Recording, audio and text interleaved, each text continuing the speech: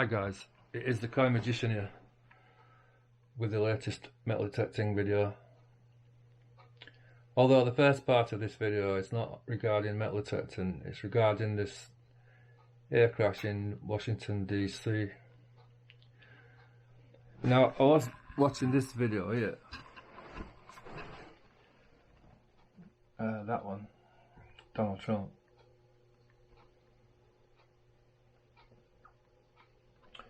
And what Donald Trump was saying was that there are a lot of people working in these air traffic control towers. They've got various disabilities. Physical disabilities, mental disabilities, psychological disabilities, or whatever, various different disabilities. To be honest, I don't think it's a good idea having people working in towers who's got psychological disabilities and mental disabilities. The people who work in these towers should be highly trained and not have any disabilities. Apparently it's all in the cause of diversity, as you call it. Basically what that means is allowing people with disabilities to work in these places. I reckon it is an air traffic control mistake what's caused this crash, and it could possibly be that helicopter pilot as well. They could have both made errors. I would personally rule out that passenger aircraft that was coming in. I don't think it was the pilot's mistake. That's just my opinion on it. Like, we'll have to wait and see on that.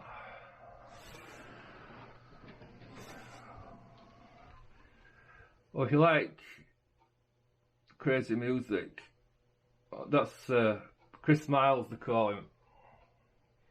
You might like to check his site out on YouTube.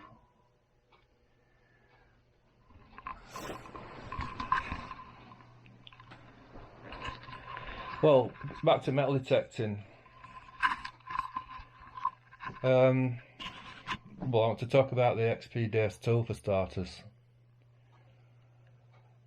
What I think to it, like, and problems what I had with it when I used to have one.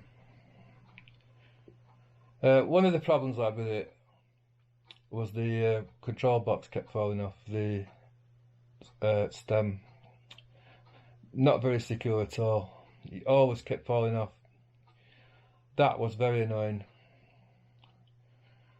Another problem that I had with it,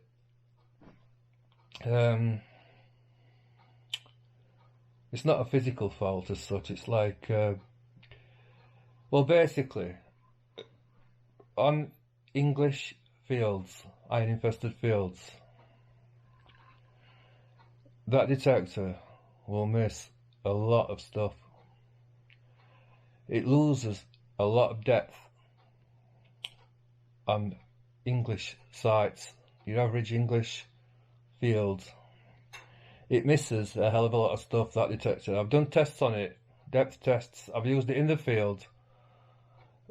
The programs that are built into that detector, the factory programs, they leave a lot to be desired.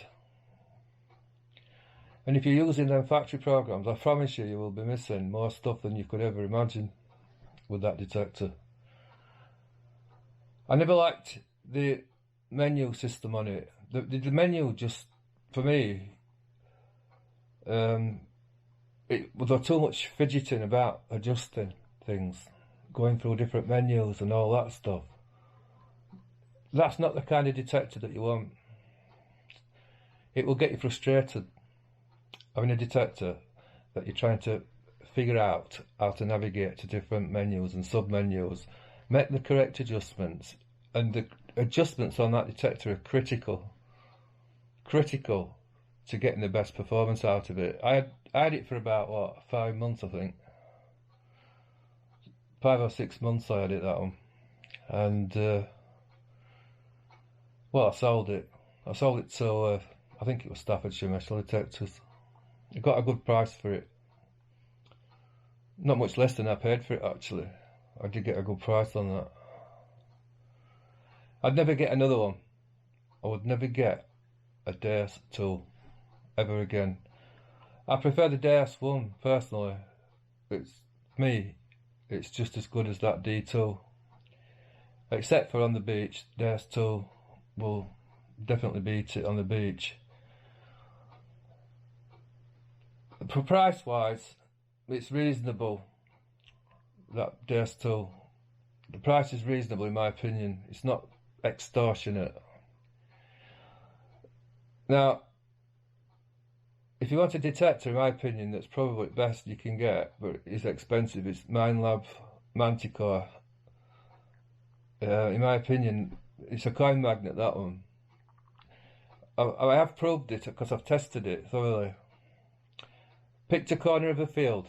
You got a corner of a field, and I scanned it for like a month with that detector until I was convinced there was nothing left to find.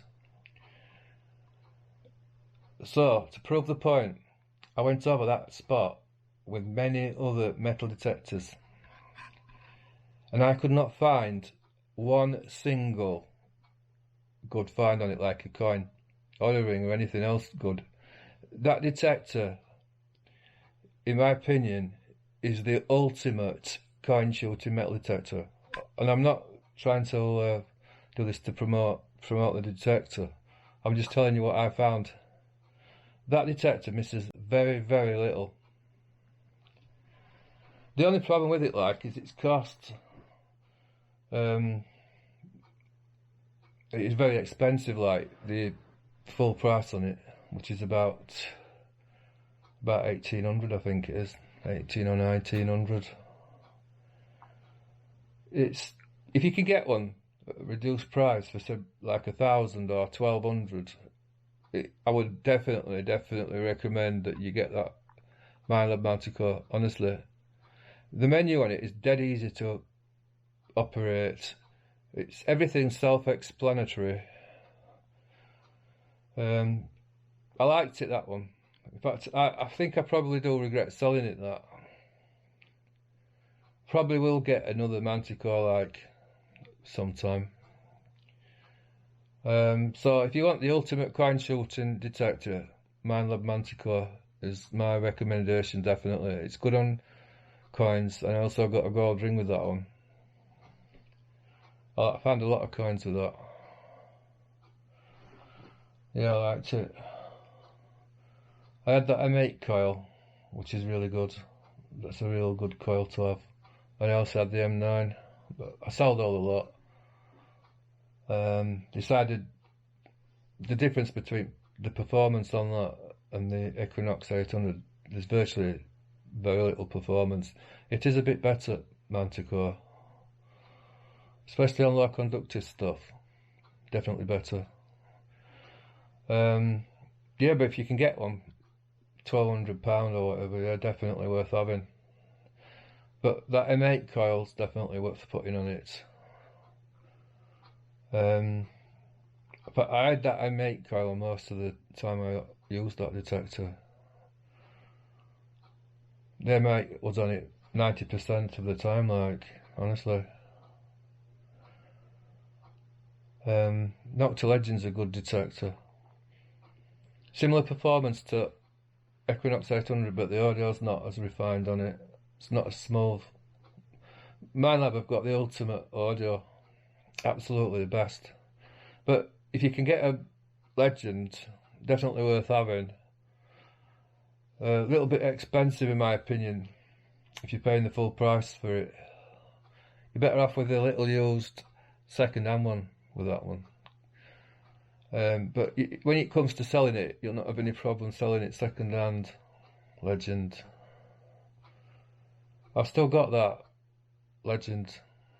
I'm just not using it at this present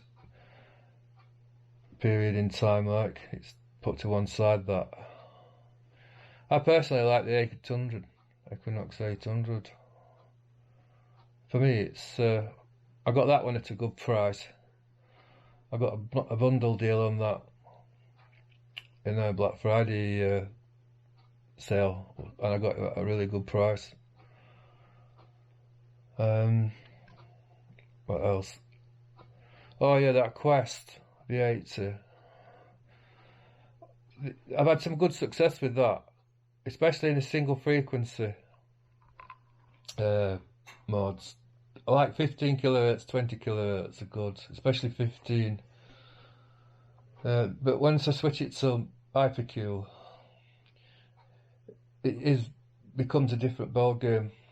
Once you switch to IPQ, it's super sensitive, and it picks up every little tiny bit of metal what there is in the ground, everything. It's super noisy, and it is difficult to discern good stuff from bad stuff in IPQ. I found it a lot easier to determine what's good and bad in single frequency on that one.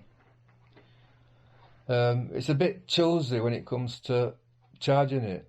For whatever reason, I don't understand, but it will only work with the power bank what I've got and a certain charging lead.